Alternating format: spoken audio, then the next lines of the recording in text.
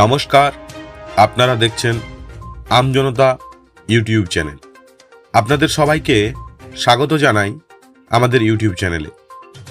রাজনীতির সমস্ত আপডেট পেতে আমাদের চ্যানেলটি সাবস্ক্রাইব করুন এবং পাশে থাকা বেল আইকনটি ক্লিক করতে ভুলবেন না।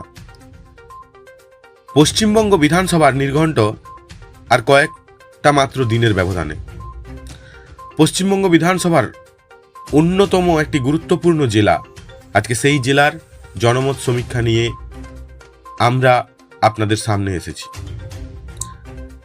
আজকের আলোচ্য সূচির যে জেলাটি, সেই জেলাটির নাম পশ্চিম মেদিনীপুর জেলা। এখানে সর্বমোট 15টি বিধানসভা আসন রয়েছে। 2017 সালে এই জেলা ভাগ হয় এবং 2017-র আগে পর্যন্ত এই জেলায় মোট 19টি আসন ছিল। বর্তমানে 4টি বিধানসভা আসন ঝাড়গ্রাম জেলার মধ্যে অন্তর্ভুক্ত হয়েছে। এই 15টি বিধানসভা আসন নিয়ে আপনাদের সামনে এই 15টি বিধানসভা কেন্দ্রের সম্ভাব্য চিত্র, কারা এগিয়ে থাকছে, কারা জিতছে, আপনাদের সামনে তুলে ধরি। প্রথম আসনটি হল চন্দ্রকোনা বিধানসভা। 2021 সালে তৃণমূল কংগ্রেস এখানে জয়লাভ করে এবং 2026-এ তৃণমূল কংগ্রেস বনাম বিজেপির লড়াই হলেও 10 থেকে 15 হাজারের মধ্যে তৃণমূল কংগ্রেস জিততে পারে। পরবর্তী বিধানসভা আসন দাঁতন।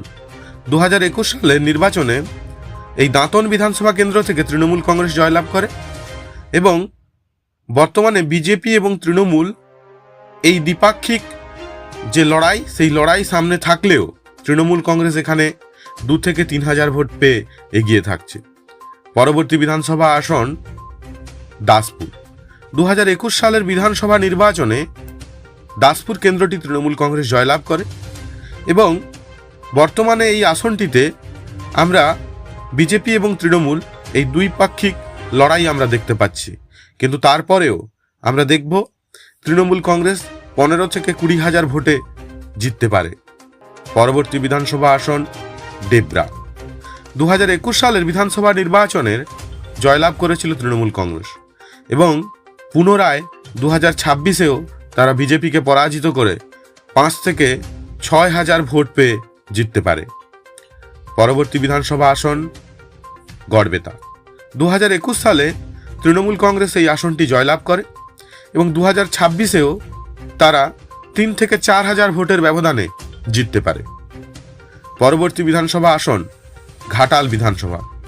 এই বিধানসভা আসন থেকে 2021 নির্বাচনে ভারতীয় জনতা পার্টি বিজেপি জয়লাভ করেছিল, কিন্তু বর্তমান যে দলীয় অন্তর্দ্বন্দ্ব, অন্তর্কলহ, দলীয় কন্দল আমরা পশ্চিম মেদিনীপুর জেলা জুড়ে দেখতে পেয়েছি, সেই ফলাফল এবং জনগণের রায়, সেই জনসমর্থন অনুযায়ী তৃণমূল কংগ্রেস এই ঘাটাল বিধানসভা আসনটিতে 1 থেকে 3 হাজার ভোটে জিততে পারে।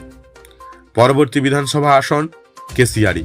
2021-এ তৃণমূল কংগ্রেস এই আসনটি জয়লাভ করে এবং 2026-এও তৃণমূল কংগ্রেস এই আসনটি 5 থেকে 7 হাজার ভোটের ব্যবধানে জিততে পারে। পরবর্তী বিধানসভা আসন কেশপুর। 2021-এ বিধানসভা নির্বাচনে তৃণমূল কংগ্রেস কেশপুর আসনটি জয়লাভ করে এবং 2026-এ তৃণমূল কংগ্রেস এই আসনটি ধরে রাখতে সক্ষম হবে।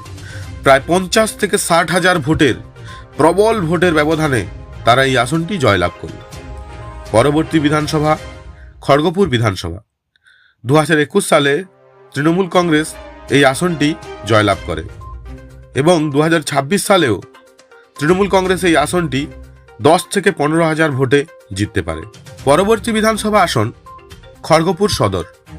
2021 সালের বিধানসভা নির্বাচনে বিজেপি এই আসনটি জয়লাভ করে। এই আসনটি থেকে পূর্ববর্তী সময়ে আমরা এই রাজ্যের বিরোধী দলনেতা, বিজেপির বিরোধী দলনেতা দিলীপ ঘোষকে দেখেছিলাম এবং পরবর্তী সময়ে অভিনেতা প্রার্থী হিরণময় গঙ্গোপাধ্যায় হিরণ 2021-এ খড়গপুর সদর আসনটি থেকে জয়লাভ করে। কিন্তু যে পরিমাণ দলীয় কোন্দল প্রকট হয়েছে, সামনে এসেছে, সেই জায়গা থেকে জনমত পাল্টে যাওয়ার সম্ভাবনা একটা কিন্তু থেকেই যাচ্ছে এবং সেই জনমত এবং জনসমর্থন অনুযায়ী বলতে হচ্ছে যে 2026-এ 1 থেকে 2,000 ভোটের ব্যবধানে তৃণমূল কংগ্রেস খড়গপুর সদর আসনটি তারা ফিরিয়ে আনতে সক্ষম হতে পারে। পরবর্তী বিধানসভা আসন মেদিনীপুর। 2021 সালের বিধানসভা নির্বাচনে তৃণমূল কংগ্রেস এই আসনটি থেকে জয়লাভ করে এবং 2025-এ অনুষ্ঠিত বাই ইলেকশনে আমরা দেখতে পাই তৃণমূল প্রার্থী সুজয় হাজরা প্রায় 11,000 ভোটের ব্যবধানে জয়লাভ করে এবং 2026-এও তারা প্রায় 10 থেকে 12,000 ভোটের ব্যবধানে জয়লাভ করবে। পরবর্তী বিধানসভা আসনটি হল নারায়ণগড় বিধানসভা আসন। 2021 সালে নারায়ণগড় বিধানসভা আসনটি তৃণমূল কংগ্রেস জয়লাভ করে এবং 2026-এও এই জয় তারা অব্যাহত রাখবে। তৃণমূল কংগ্রেস 3 থেকে 4,000 ভোটের ব্যবধানে তারা 2026-এ নারায়ণগড় বিধানসভাটি জয়লাভ করতে সক্ষম হবে। পরবর্তী বিধানসভা আসন পিংলা। তৃণমূল কংগ্রেস এই আসনটি 2021 সালেও জয়লাভ করে এবং 2026 সালের যে বিধানসভা নির্বাচন রয়েছে সেই নির্বাচনেও 7 থেকে 8,000 ভোটের ব্যবধানে তারা জয়লাভ করতে সক্ষম হবে। পরবর্তী বিধানসভা আসন সবং। 2021 সালের বিধানসভা নির্বাচনে এই আসনে তৃণমূল কংগ্রেস জয়লাভ করে এবং 2026-এর বিধানসভা নির্বাচনেও তারা লড়াইয়ের ময়দানে বিজেপির থেকেও এগিয়ে থাকছে 10 থেকে প্রায় 15,000 ভোটের ব্যবধানে। সর্বশেষ আসন শালবনী।